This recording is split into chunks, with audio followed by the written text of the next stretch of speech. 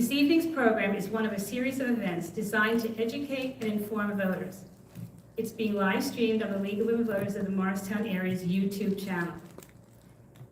If the people who are present have questions for this evening's panelists, please write them on a card and hand them to the young woman in the red top over there, and she will make sure we get them. We do this for the sake of expediency and in the hope that most, if not all, of your questions actually get asked. So without further ado, I'd like to introduce Peg Warshaw. Peg is a member of the League of Women Voters of the Morristown Area Board. She covers government and area planning. In a past life, she was a nurse. And Peg, I forgot your bio, so I'm going to let you take it away. Okay. You don't want my bio, right? Now you can go right ahead. Okay. No. It's my pleasure this evening to be able to introduce our two speakers, Christine, Deputy Director, Commissioner Christine Myers, and Surrogate Heather Darling. Christine Myers is a graduate of West Morris Wyndham High School and the College of Women in Merit. She began her career with AT&T in New Jersey and worked in Washington, D.C. and San Diego, California. As Director of Political Accounts, she managed the technology and communication needs of all presidential campaigns during both the primary and general elections, and served as AT&T's Director for the Republican National Convention. Later, as Vice President, Alliances and Business Development at Lucent Technologies, vaya, Siemens, she led the organization responsible to create global strategic alliances and strategic partnerships. In 2013, she and her husband formed their own strategic partnership and launched Madison Park Foods, which manufactures and distributes specialty spices and rubs. She has a long history of community services. Christine served many years as a member and president of the board of Cornerstone Family Programs and Morristown Neighborhood House, and is a former board member of America's Clean Seafood.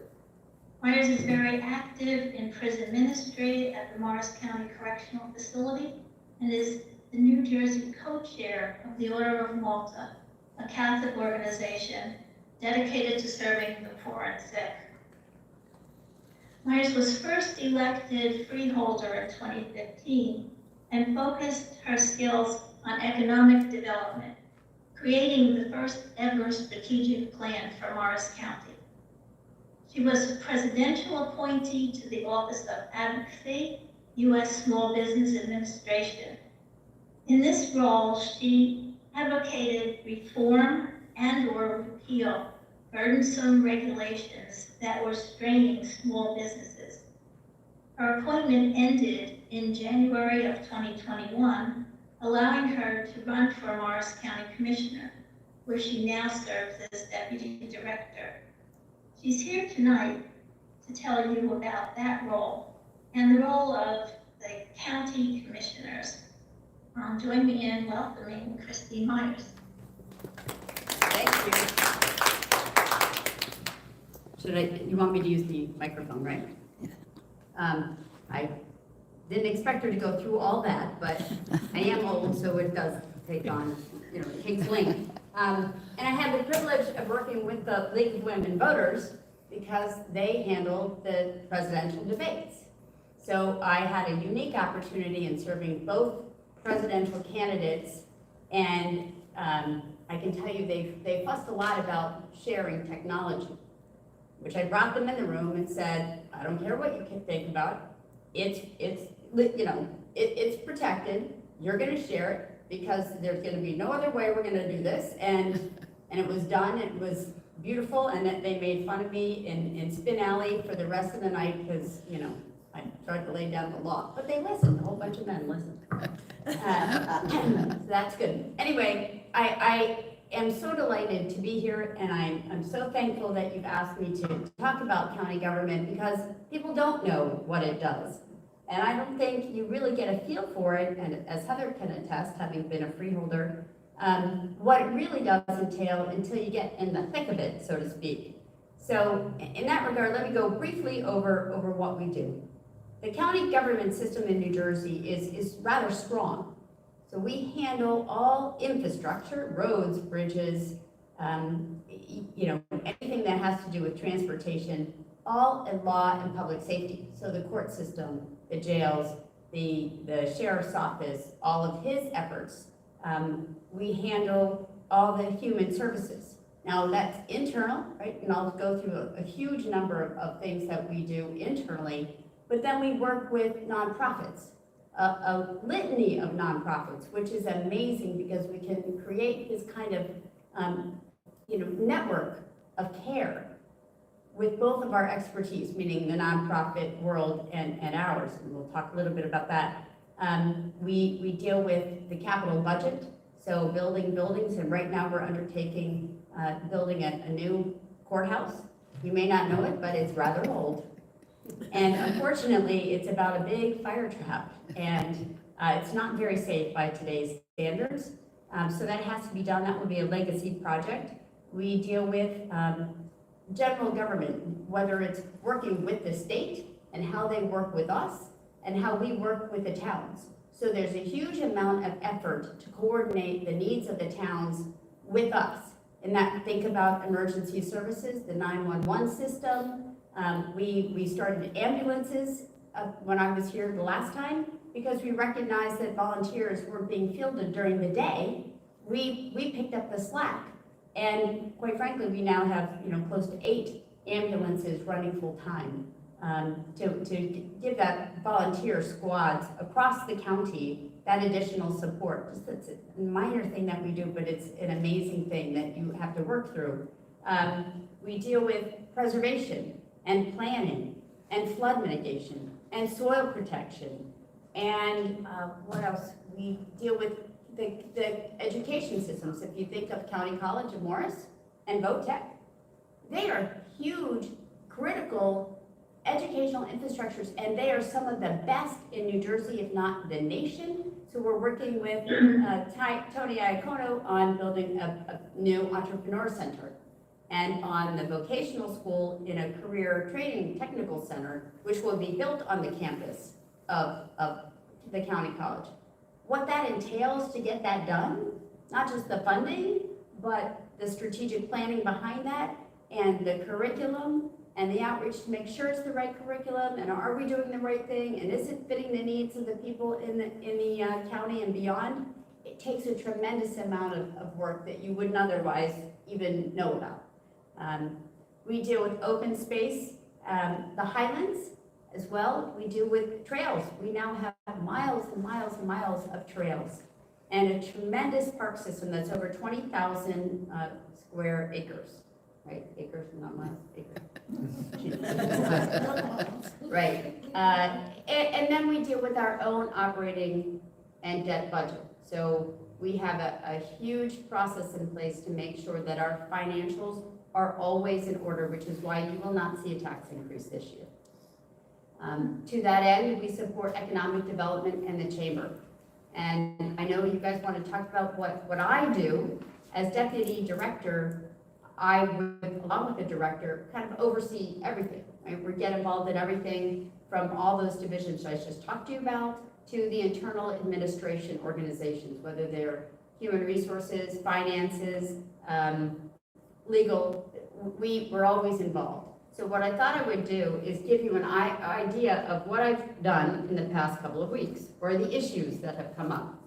Okay, so we built the budget. We developed the budget, we did the presentation of the budget. That took months, and it has passed. I've met with the EDC, the Economic Development Corporation, and the Chamber multiple times to understand the business community. Given our not so friendly business environment right now in New Jersey, what are we doing to attract, retain, and grow our businesses? That's been several conversations about who's looking at us, why are they looking at us, why are they not coming here, what can we do, what type of infrastructure from an education perspective, a training perspective, a supply chain perspective, from a resource perspective, are we getting the training, training them the way they need to be trained to stay here? Then you enter in Tony Iapoto, who's building those type of programs. 250 years we celebrate in 2026, so we're now planning on that. That's going to be hopefully a New Jersey-wide thing, which we're going to be working on with the other counties. That's a tremendous opportunity for us to highlight how great we really are. To that end, you know, I'm going to be leading the commission that handles that. And tourism was something for me that was very important. It is the most wonderful opportunity to get in tremendous passive revenue, highlight the amazing assets that we've been given here and blessed with in the county, and help small business, not just our big businesses, but our small businesses and our main streets, and make sure that we are able to fund things like historic preservation. See, after that, we had a strategic planning session with the Highlands.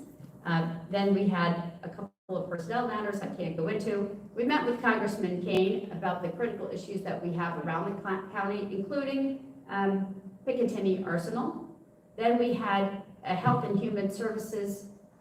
There are 18 different advisory committees, whether they're women advisory committees, advisory on aging, homeless, of course, veterans, homeless issues, ALICE issues, you name it. There really are 19, and I have not met with all of them yet. We had a fire at a local hotel, so that created a need for tremendous coordinated response, which they did beautifully. We then fielded questions. I fielded questions on immigration. I got 2 in 2 days. We don't do that, but it's my responsibility to make sure that that resident of mine gets to the right place. So that took several hours to make sure I could address each one of them, get them to the right place, call the state senator's office or the mayor in this town and et cetera, to do that handoff so that the people here in our county understand that we actually do care about them, which we really do. We on a personal level, I'm forever reviewing state and federal regulations and policies and laws. This is where they get borne out. So if I don't know what they are, if I don't understand what's coming down the pipe, if I don't understand what's happening down in Trenton, if I can't figure out how to, navigate what's happening at the federal level, that means how are we going to? How are our people? How are our businesses? And as you heard, I work for the Office of Advocacy, so the implications of laws and regulations are very concerning to me because people just kind of don't understand the tremendous implications. But I think our business community does, and our nonprofits do, and our people do. They just don't know how to navigate those things. So I'm learning about them so I can help. And the whole goal here at the county level with our over 1,000 employees and 20 different bargaining units is to provide a kind of strong network for you to thrive. It is not to build a big government, it's to remain small and nimble as much as we can so that you can thrive and you can grow and you can be nimble and do what you want to do, how you want to do it, in the fashion in which you feel it's best serves you and your family and your business. There are so many other things I could go on, but hopefully that gives you a nice kind of view of what we do and how random it can be from time to time. Okay? It makes it very interesting. You never know what you're going to get on any given day through a text at 5:30 in the morning saying there's a fire here or there's an issue there or there's a veteran issue here. But it is a gift for me to be able to be here and serve in that way. Okay? That's it. That's my overview. Peg, you're up. Yes, I'd like now to introduce Heather Darling, and we'll have some questions for Commissioner Myers. When we finish, I'll have questions for both of you. Heather Darling received her bachelor's degree from NYU in Finance and International Business in 1990 and earned her Juris Doctorate law degree in 2002 from Seton Hall School of Law. She opened her own law practice in 2004 and focused on family, wills, trusts, and estates, in addition to business and criminal law, serving Morris County for over 19 years. She's a member of the New Jersey, New York, and Morris County Bar Associations. She also continues to operate her father's real estate business. Heather is a former Morris County freeholder, as was mentioned, and deputy of the board. She was elected surrogate in 2019 and took office as Morris County's first woman surrogate in January 2020. Heather has made significant changes in the surrogate's office and the means by which the surrogate can serve the public. Her ideas greatly assisted public, especially senior citizens and those with mobility issues during the COVID-19 pandemic. She will later explain the way that her introduction of technology has aided in the filing of documents. Heather is currently Vice President of the Board for the Constitutional Officers Association of New Jersey. She hosts her own talk show, Have You Heard, with Heather Darling, and she recently completed the Professional Development Academy for High Performance Leaders. She has served as Secretary of the Constitutional Officers and Section Chief of the Surrogates. She serves now on the Community Advisory Board for Employment Horizons and is a member and ambassador for the Morris County 200 Club. Heather is dedicated to community service. She has served her local municipality as the appointed public defender and alternate prosecutor. She's also served as vice chair of the Roxbury Economic Development Committee. She's a member of the Roxbury Zoning Board and served on Roxbury's Environmental Commission and Dog Park Committee. She's been a member of the Morris County Chamber of Commerce, the Roxbury Chamber of Commerce, Leadership Morris, the Parsippany Chamber of Commerce, and the Roxbury Rotary. She's also a charter member of the recently started Roxbury Kiwanis. Heather has spent much of her time in community service, and she devotes much of her attention in using her office as a platform for special needs communities and those who cannot represent themselves. Without further ado, I would like to introduce you to Heather Darling. First of all, I want to thank you guys for coming tonight, and I want to thank you for setting up this phenomenal program. Something that was near and dear to me in entering public service of any variety was actually communicating what we do and what kind of resources are available to the people of our community.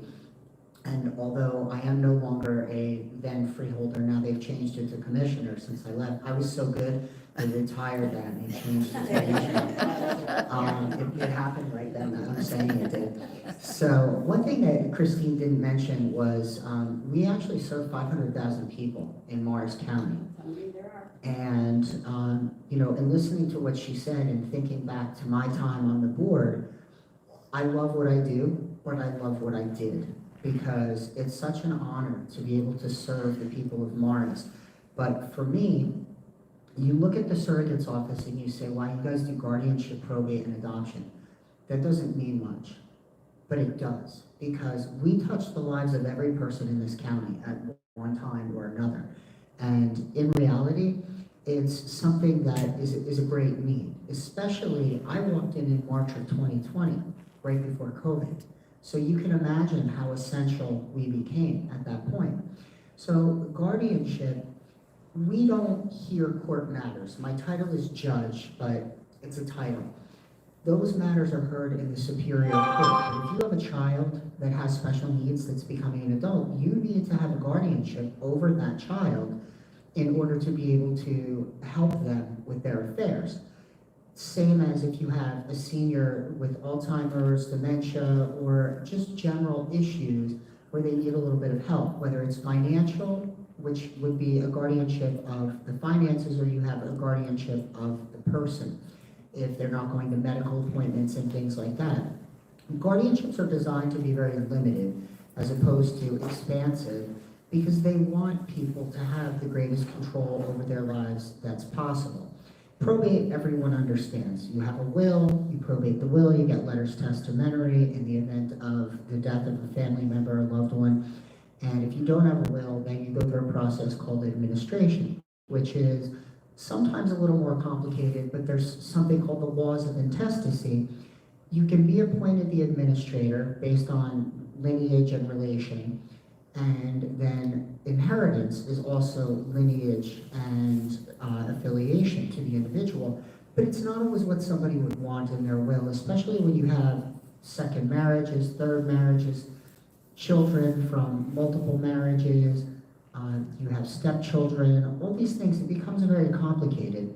So we always try to go out and we try to talk to the community about the importance of having a will. And adoptions, I mean, you know, adoptions to me are a very joyous event because they don't always start under the greatest of circumstances, but they end in a bonded family unit. That's no different than any other family unit where there's love between the parties, and it's a very special bond. So each year, coincidentally, Adoption Day is celebrated on November 18th, which happens to be my birthday, and I get to participate in this, which is a great honor. So for me, it's a gift to see these families united on Adoption Day, and you know, when you see the happiness and the joy that comes from it, it really is touching. It's a great gift for me. So 3 years ago, I started this office, January 1st, 2020, right before COVID, like I said. I had some ideas that I wanted to bring forward. The first thing was the reduced fee attorney referral program, because that exists in many areas, but it did not exist in probate court, where attorneys can get very expensive, and especially when you're somebody who believes that you have a right to inherit a great sum, but you don't have the access to do so because you can't afford counsel. So we did that through the bar. My first week, we brought the program forth. We had a press conference in the first couple weeks announcing that it's been successful. We've had people that are able to use it. They apply through the bar, and if they qualify, they get an attorney. The next thing was massive outreach for speaking engagements, and I thank you so much for doing what you're doing today and letting people know what county government is about, because to me, that is so important. And before the world closed on March 20th of 2020, I was doing up to 3 a day on some occasions, speaking engagements, going out and talking to people, whether it's parents who have kids with special needs or clubs and organizations, about what they need, why they should do it, why you should have proper planning. And I was enjoying it. I like the ability to help people in that regard, because it's not just about now you're here. It's about helping the community to be prepared when they get here, when they get to our office, so that things are easier in a very difficult time. And the blue books, which are up here on the table, John, my predecessor, Pecoraro, had stopped publishing those in 2018, A Citizen's Guide to Wills, Trusts, and Estates.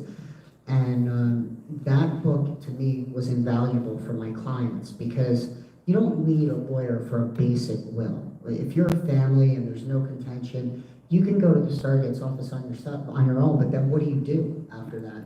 So that book really helped. We brought that back, we updated it, tax codes have changed, so we updated the tax codes, added information after consultation with members of the bar who work with our office to see what they would like to have added as well. E-probate is a method to file. By uploading your documents, you can upload your will and the death certificate into our system. You can do it in advance of coming in for your papers. We then trigger the release of the qualifying documents to you. You now have those. We have your documents. We've prepared everything. Once we get your documents back, we can prepare your letters testamentary or letters of administration, so that when you come in with your payment and your original documents, we can hand you the documents ready to go at that point. We've actually tried to take this a step further, and I'll get to this in a little bit. This is my current project, trying to take it a step further. But what else happened is we now, last year, started for the first time ever, credit card payments. You can still come in. We haven't changed that. So now you can come in and do your probate that way. But if you want to make an appointment, which we highly recommend, that way you don't have to wait, you can do it online. So between our e-probate, our credit card payments, the ability to use the mail to send your documents back and forth, you really have 24/7 access to our office, if you think about it, which is something that never existed before. Now, during COVID, we didn't have that. So we have the bridge between the courthouse and the admin building. You guys are familiar with that? We were like McDonald's with the drive-thru. We were running outside, taking documents through car windows, giving them back, because a lot of people didn't want to send an original will in the mail. The mail was getting lost at that time. People had a lot of complaints, and this is an original, and you need that original. It's really a big deal. So that being said, we did everything we could. We stayed open. We had a bullpen area in the front and small probate rooms in the back. We moved our staff out of the bullpen and put them in the small probate rooms, and then we put our staff, once we put our staff there, we were able to have special COVID compliant rooms designed for the front that was away from most of the staff. It was away from our legal staff. So we had limited exposure on all levels. We had our staff working every other day. So everyone, the community could come in daily, but only 50% of our staff was there to allow for social distancing, but to allow us to stay open. And we had exactly 0 COVID cases from the office. So we did have somebody that got it from a grandchild, but 0 COVID case. And they actually never interfaced with the public, this individual. They did our scanning and caught it from a grandchild at home. During that time, we also partnered with the Alzheimer's Association to raise awareness. When we couldn't do outreach, we put videos up. They're still available on our website, as are the books in front of us that I'll tell you more about. The blue book, the white book, and the annual report are available on the website for everyone to look at. We fought for the reopening of the state disabilities workforce programs, because individuals who, on Monday at 9 a.m., they go to their program. They have lunch at 11 or 12, they leave at 3, they do the same Tuesday, Wednesday, Thursday, Friday. That's not just their work, their sense of pride. It's their social life, it's their parents' ability, much like people with young children, it's their parents' ability to get out of the house. It's their caregiver's ability to take that break, to do the shopping, the things that need to be done. So we advocated for the reopening of the programs, and within a couple of weeks of our beginning advocacy, they actually did reopen after staying closed longer than even healthcare facilities, which were one of the longest to be closed. We really, like I said, were one of the most essential services at that time in the county. People needed access to funds to pay mortgages, to continue to do what they needed to do to carry on with their houses. The Surrogate's annual report that's here after my first full year's annual audit. I think that's a car outside. You can probably hear it on the Zoom, it's so loud. After my first year in office, after our auditors came through, we did the first ever Surrogate's annual report. People like transparency from their government now. It talks about exactly how many probates we did, how many cases generally, or overall that we did with the guardianships and everything. It talks about our revenues on an annual basis, what programs we brought forth, the e-probate, all the other things that I talked about. And it also talked about our goals going forward. We've also brought forth the white book, which is invaluable. What that does is it's really a great tool for helping you to know in advance the things that you're going to need to put in your will. But it also is a guide to your executor. You leave it with your papers, your bank accounts, your passwords, but you have to update them, military service and documents, divorces, where divorces took place, things like that an executor may need to know. Or even in the event that you don't have a will, even if you had that book, an administrator could find your accounts. They would know where to look for what you had. They would have your lawyer's name, your accountant's name, and they'd have somewhere to start, because where do you start, right? So that was a key. And like I said, we have the credit card payments. We do have a minors fund that we steward, and you don't really think about this, but $17 million in the minors fund that we're responsible for until somebody turns 18. There did not used to be a letter, so money used to stay there. We trigger a letter a month before a person's 18th birthday, so that they know that that money is there. So on their 18th birthday, they now know something that they didn't know before. Now they can go to college, they can buy a car, they can put a down payment on a house, depending on how much money they have. But there's something there for them, and for some of these kids, they never knew. So this is a great gift and a great start in life that I have the privilege of getting to give to somebody. So really every day, my job is an honor, and September 2020, I became the deputy section chief of the surrogates, and then the following year, I became the section chief. That enabled me to really interact a lot with the other 20 surrogates. We have 21 counties, 20 surrogates, one for each county in the state of New Jersey. So this interaction that I was able to have enabled me to do a lot of advocacy work for certain things. Daniel's Law was coming. We had to advocate for our position with the state for Daniel's Law, which is about redacting, after the judge's son was murdered, it was about redacting information on judges and their family members so that things like that wouldn't happen in the future. It also applies to police officers and their families. So how do we implement this? The big thing was with the clerk's offices, but in the surrogate's office, it's even harder, because in the clerk's office, your name is on the deed or it isn't. You can do a deed search and find it. In our office, it's not so easy. If you're a remainder beneficiary, it might be in a will that somebody could find in our files and we don't know it's there. You don't even know it's there unless you know you're a contingent beneficiary. So that was a big thing, but the other thing was electronic wills. This is something that exists in 7 states, but not yet in the state of New Jersey. An electronic will, this is my car key, but I'm gonna fake it. Thumb drive, right? If this were a thumb drive, if I hold it like that, maybe I can fake it better. So if this were a thumb drive, your will could be stored on that. It could be stored on your hard drive. It could be stored in multiple places in the cloud. Right now, your will is on a piece of paper. If there's a fire, if there's a flood, if that piece of paper goes missing, there's one original signature and then it's gone. An electronic will is the same as a regular will, except the way that it's signed is every signature is electronic. And during a time like COVID, if you think about it, when people couldn't be together for a signing, this would allow everyone in a video format like we're in. You have to answer questions. I know where I live. You guys don't necessarily know where I live, but you do know where you've lived and where you haven't lived. That's a tough question for somebody who's not you to answer. So they ask a series of questions like that. What address have you not, which of the following addresses have you not lived at? Most people are not going to get at least 3 of those. If there's 3, they're not going to get all 3 right. And you have to upload a state ID. And the software knows what state, so it knows how to recognize it.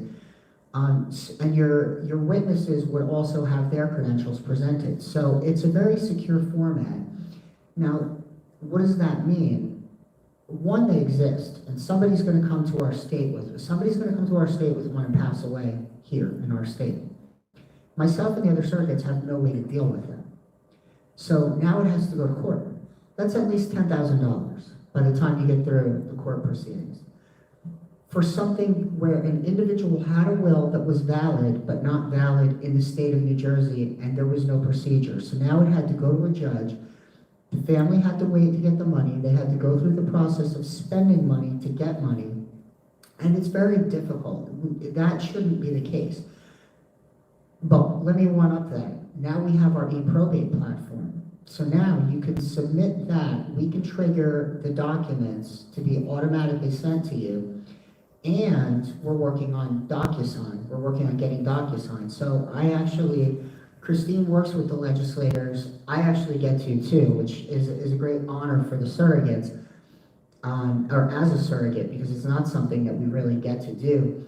But I have legislation pending for electronic wills as well as DocuSign on the qualifying documents in the state of New Jersey.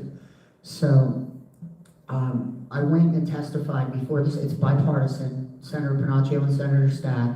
I went and testified. The current section chief, who I'm a Republican, she's a Democrat. We went to show unity. It's a bipartisan situation. that's good for the state, the people of the state of New Jersey, of course, for Morris County is where it was originated. But when I testified, it got the attention of the AOCs, of the administrator of the court, and the bar was already looking at it, but they took a harder look. So now the AOC likes it. They see the need for it, they want it. So we're working on drafting legislation that everyone is satisfied with, that we can move forward with. So this is something that's gonna happen. And what does that mean? We put it in place with our e-probate platform. It means that somebody who lives in Dubai that is probating their parents' estate when their parent dies in Morris County can do it in a matter of hours or a maximum of days as opposed to months that it would have taken previously. So these are the kind of things that we're working on as your government for you, and I appreciate every day the honor to be able to do that. So I have a lot more to say, but I won't. I'll leave it open for questions. Thank you all. Well, thanks so much. We will have some questions for you. Actually, one that I'd like to pose to both of you is, what do you see as one of the most critical issues facing Morris County? Either one.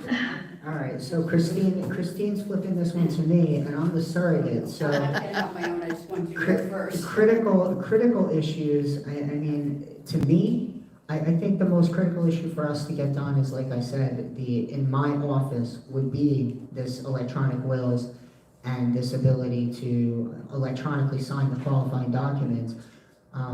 That's not necessarily one of the most critical issues in Morris County as a whole, so please don't think that I'm dismissing other issues that others might think are more significant.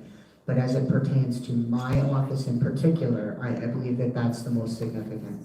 Now, is that bill pending right now? It is pending currently. It is. Let's see. Christine, what were your thoughts on what is critical for the county? What is it? So you can kind of have short-term and long-term. Right now, I know that we are doing well economically. We are. We've had a great year or a couple of years. But as I look out and see what's happening in the rest of the nation and the world, I am very concerned about how long we can rise above that and stay above that, right? With supply chain issues, inflation, an aggressive move to clean energy, it's going to leave, and you can see it, some holes. And our businesses, we're able to provide such amazing services at the tax rate we can because of that robust and diverse economic system, that engine that really is, that gives us the gas. The counties around us, their taxes are 70% higher than ours. So as I look out at the short-term horizon and the long-term horizon, I get worried about how much we can withstand. And how do we insulate ourselves? How do we prepare for that? How do we make sure that our small business, medium, and large businesses want to stay here, that we can continue to support them and not burden our taxpayers with a tremendous increase in taxes?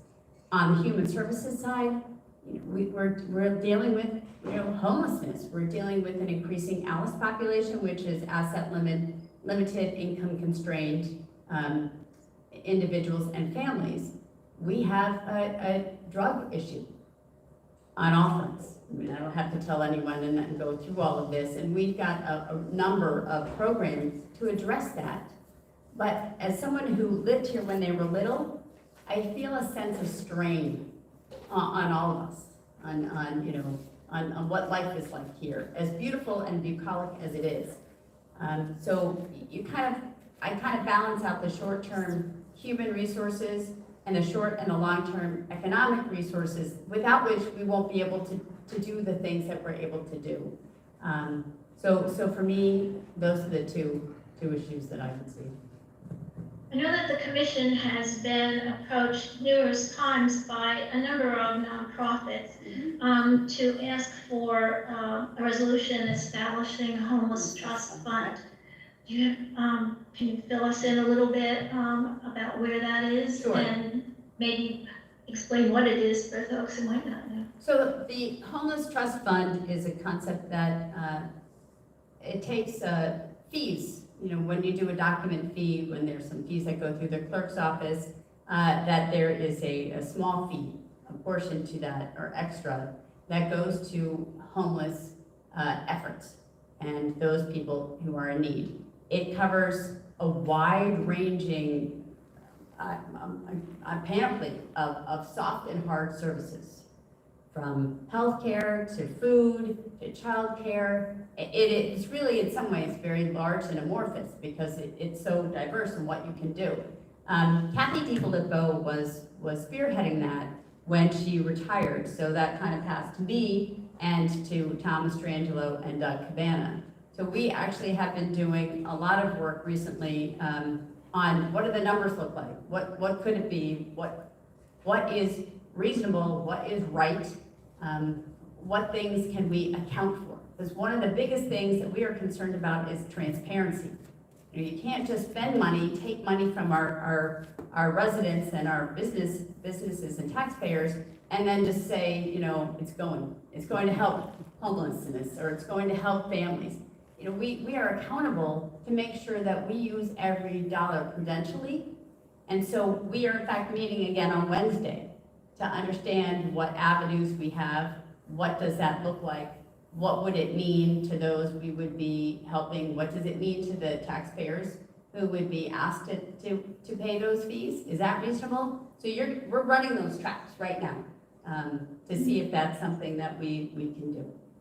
In the meantime, we continue to work with all the nonprofits that are dealing with and touching with any of our vulnerable communities to be able to support them better, and working aggressively with the state to make sure we get every dollar that we deserve as a county that we can put into this pot to be able to serve those communities. Thanks. Both of you have demonstrated such a strong desire to serve, and both of you, through your past experiences and currently, are really serving the government in such a fantastic way. What advice would you give to young people who are seeking out an opportunity to serve in government? If they were pursuing a career, what would you say to them? For me, I never sought a career in public service, and I honestly, I don't think that public service per se should be a career. For me, it was community service, and you guys heard that on my resume. Something that started, I was a candy striper. I'm dating myself because I'm sure they don't have that anymore. But I was a candy. There's no proof. No proof. I was a candy striper in high school. After that, I volunteered at Wellkind Physical Therapy Rehab, back when it was Wellkind. I think it's Kessler Rehab now. And, you know, I was very involved in the community. Animal rescue was near and dear. I got onto a board of that just because I was so interested in it. And as an attorney, they pulled me in to do that kind of stuff. And you know, it was just something that happened, and I was involved in the community, and I saw an opening. An individual by the name of Hank Lyon was serving as a freeholder, and he had run for something else, and he was sort of a voice for an issue, but didn't choose a side. And I thought that there was a need for continuity of somebody like that who didn't pick a side, who picked the side of an issue, but didn't always vote with a group, and that independence. So I thought I would be a good voice for that, and that's how I got involved. It wasn't really, I'm gonna do this. And then Surrogate, same thing. I saw that somebody was retiring who had been good at it and had done a lot of good for the people, but I had a vision for the office, and having represented clients in the office, I saw a certain need to be filled, specifically in bringing technology into the office. So what I would say is be involved. not necessarily aiming for a political office, but when a political office opens that really speaks to you and says, hey, I can do more good there than I can do in these 5 other things, or whatever it is, then act on that feeling, act on that belief in yourself that you are the person for that position, and not just running for a position, because so often we see people that say, this is open, I'm gonna run for it, but they don't have a goal for it, they don't have a vision for it, they don't have a certain background that brings them the ability to assist in that. And to me, it's very important, because we're all in this community together, and as long as you plan to stay here, you want the person that's best for the job. So take the job that you're best for instead of just any opening. And unlike Heather, I saw my college essays recently as I was moving, and every single one of them had me, being in office. And yet, what are you going to be in 30 years? Those kind of things. I'm like, well, that passed. But anyway, but life took over, right? And family and jobs and divorce and just family, life turned. But at the end of the day, serving this country was always important to me. I learned it from my family. I mean, that's who my family was. That's what we talked about. That's what we were taught as children. And it was something that I've always wanted to do. So I wasn't really looking for it, and I was involved with a number of nonprofits when someone approached me about running. But what's most important, and I think Heather touched on it, is I wouldn't have run for this office if I didn't have a passion about it. If you're not passionate about it, you're not going to invest in it, and you're not going to make the sacrifice required to do it in a genuine fashion and authentically want to help, which is why we're here, which is why public service and government exists, is to help you, not any other reason.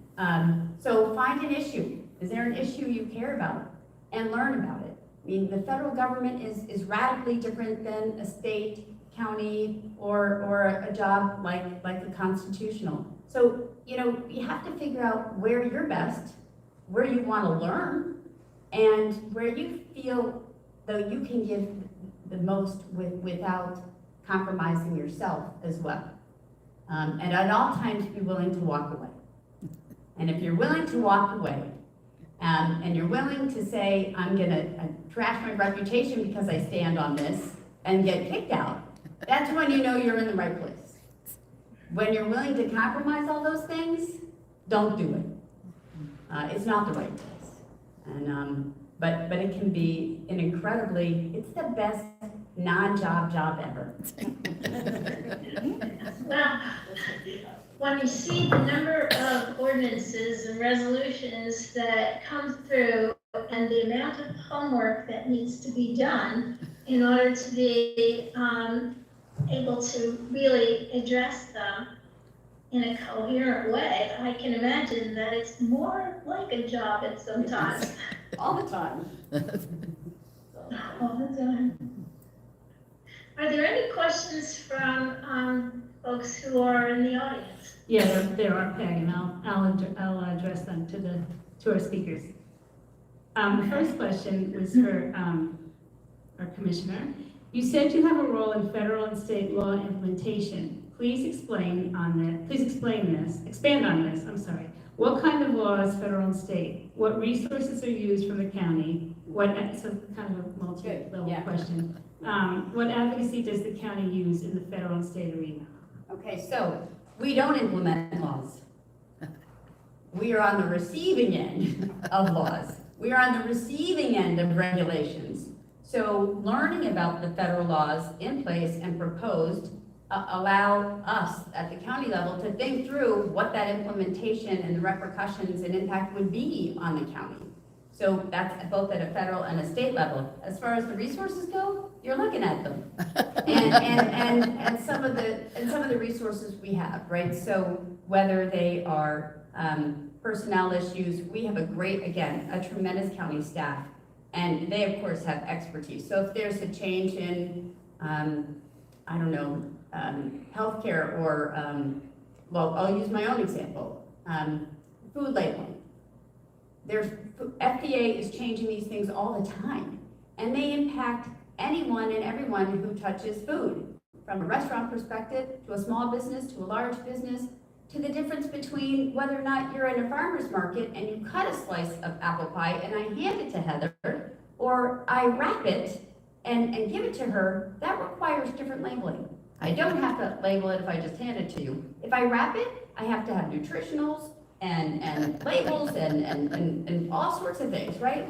So you think about the little things that don't sound like much, but have tremendous ramifications on the way we would go ahead and live our business. So we don't pass laws, we just get impacted by them. So this one is for our surrogate. Can a paper will be transferred to an electronic one or transformed to an electronic one? Who would be able to do that, and what is the cost? What is the cost? Sorry. My first question is, what kind of pie? I'm really good at editing. You tell me, I take pictures. So, can a paper will be transferred to an electronic will? No, because an electronic will is an electronic document that's created and stored in electronic format. But an electronic will can be printed out as a paper will, and there can be a certified document that can be utilized to probate. So ultimately, if this was saved on that thumb drive and you print it out, that's what you would bring to our office. But because it is in an electronic format, you can also upload it directly to our electronic probate platform, and it would exist there. So unfortunately, no, you couldn't do that. And by the way, that's permissive, it's not mandatory. So you can still do a paper will, you can still have a paper will, you don't have to convert what you have, you don't have to change anything. You simply have an option, especially in the event that you do have family members or your executor that will be living in another country. We have a lot of people in Morris County that are here from other countries. So your children may be back in your native country because they may be working there in a family business or something, and probate will happen there, which is the point of the giving the opportunity, and the fact that if somebody has a valid will that's otherwise valid but it's electronic, why would you prevent them from probating that? I have a question. So if I have a will, can't I just give it to somebody or myself and input it into an electronic format? The way that a will is signed is very specific. Well, and then sign it again, like recreate it and then?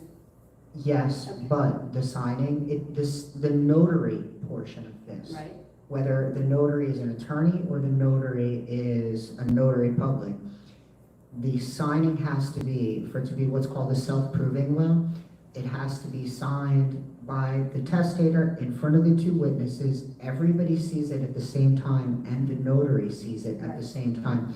So just like with Zoom, all these people can see one another, it would be the same thing, but you'd actually be able to see, this is a page of my will, and then this is a page of my will, and watch, this is the signature, and it's very specific as to how it's So done. you could take your paper one and say, look, I want it to be electronic now, and kind of redo it. 100%. Okay, that's right. That's Thank fascinating. you. I don't plan to die soon, but just. I have another question for Commissioner Myers. You implied that New Jersey's business environment was less than ideal. It was my impression that New Jersey has several vibrant industries, pharma and others. Please explain the county's role in promoting a good business environment. So the corporate tax rate is actually very high compared to other states. It's 9.4 and 11.3, depending on how you add that little fee in there. But so that makes it harder for us.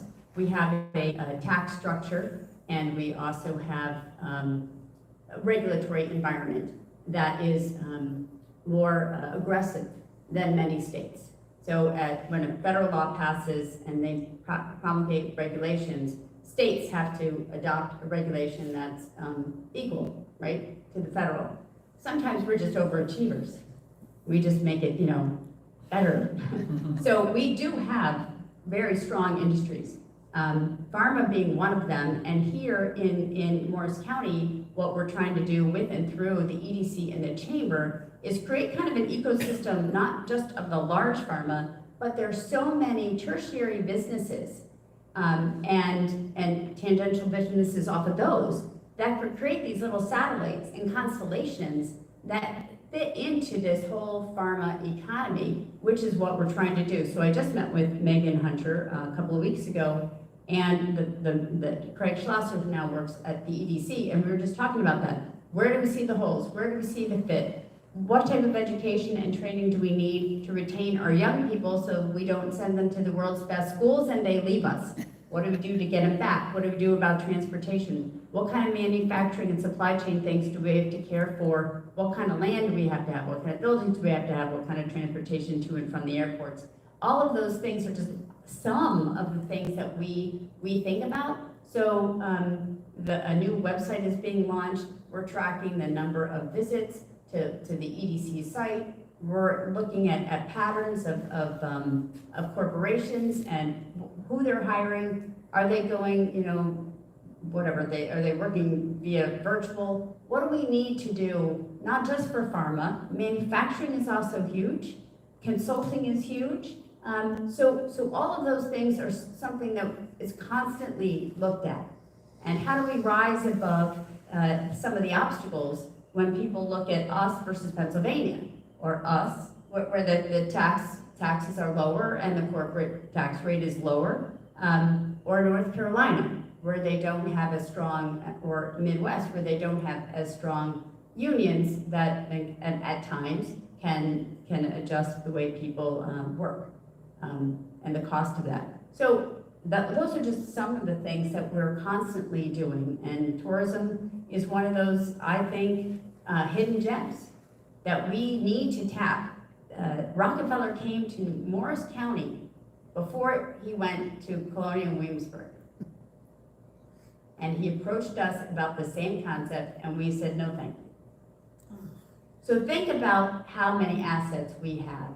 We've done a tourism inventory. We've looked at what we have to do to be able to make that happen, because not only does it raise everything, it raises our profile, which means people want to, when they come visit, they live, they move, right? So those are just a few of the things that we're doing to try and make sure that we can remain so strong. As a former commissioner, can I just throw something in on that? So I think I just want to clarify for your sake, the budget. Right? Yes. How that's done by the commissioners is the budget. So having employees for manufacturing and other businesses that are thriving in our state, County College of Morris, as Christine alluded to, has an excellent program, but they have excellent programs in technology and manufacturing, new buildings that's housed in, the newest equipment to teach people to get that workforce up to par and things like that. More money for tourism and travel to promote it. Things are all working from that budget, and how that budget is utilized is what is showcased and promoted, and that's based on their decisions, based on policies they want to make. Right. And honestly, that's strategic plan. Part of the reason I was so focused on creating a strategic plan was to make sure that when we made decisions, that they aligned with the goals of what we wanted the county and our life to be.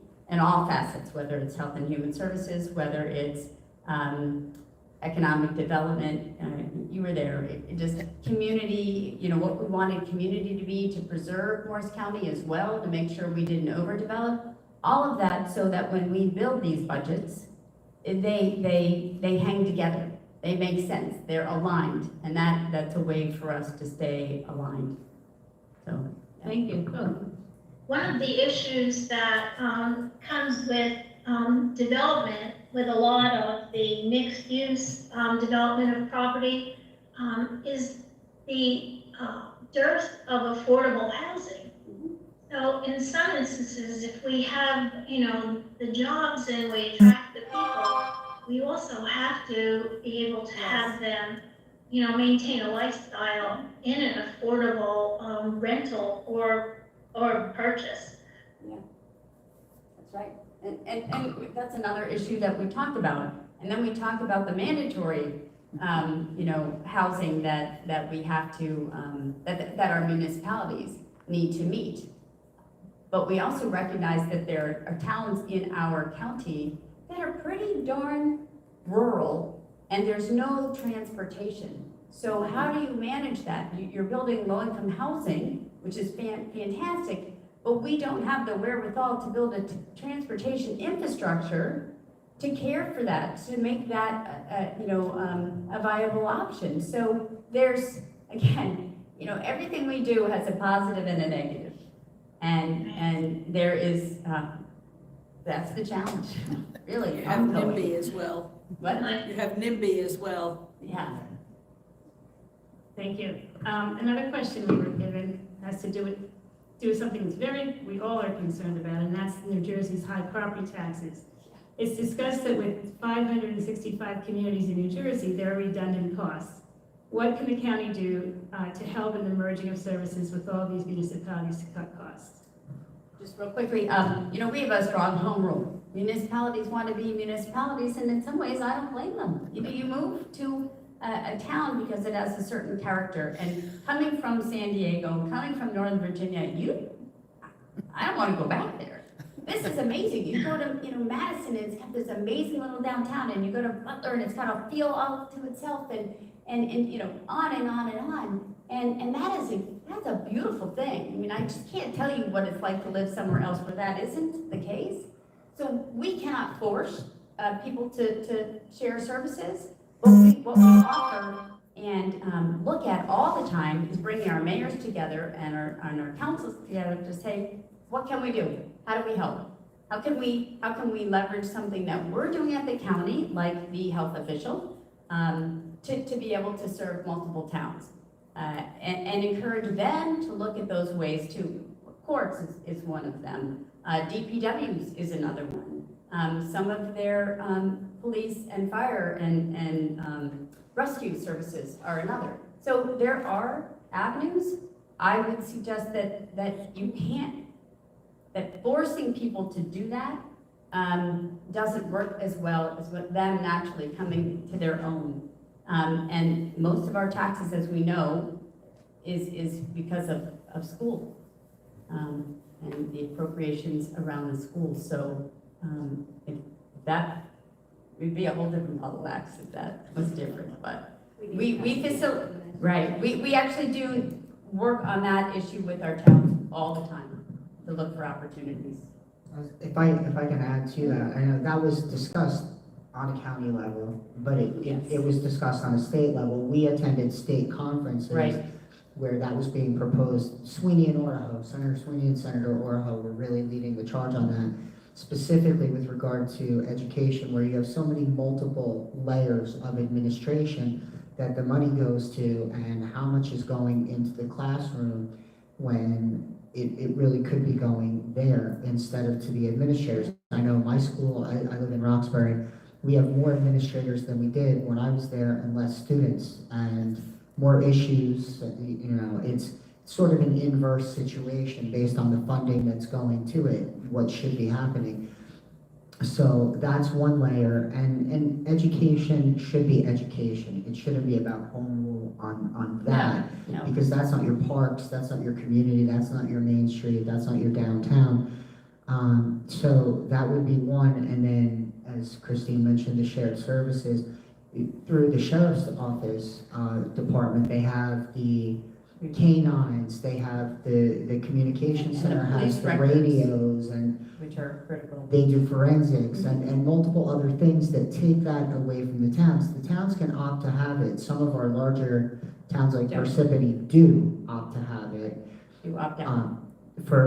But some of the things they still use. They don't have their own canines, so they opt in on some things and out on other things. And that has kind of worked by letting people opt in and opt out. And some towns, the mayors have been able to work, like Chester Township and Chester Borough, work together with their police and their fire. And Mine Hill, Wharton, Mount Arlington, they have partnerships. So the towns seem to be forging their own, but we do that. And then also the New Jersey Association of Counties does that. That is meetings with the freeholders and the constitutional officers, which is myself, the clerk, and the sheriff, all attend these meetings, and not only do they do them on a state level in Atlantic City, but now we're doing them on regional levels. So we have North, Central, and South to try to talk about what other counties are doing and what we can learn from them. So it's something where not only do we try to solve our own problems, but we also try to help to collaborate externally with other counties, with neighboring counties in the same region to talk about what are our common issues, because And how we can certainly, work together. right, things in Cumberland County may be different than things in Morris County, but things in Morris County and neighboring Passaic County might be much more similar. So if there's things we can learn or teach, we've always been attempting to do that. Right. That's great. Peg, did you have any other questions you wanted to ask? Just one I was going to ask to the commissioner. People always ask, is there a way that citizens can be most effective in expressing their concerns?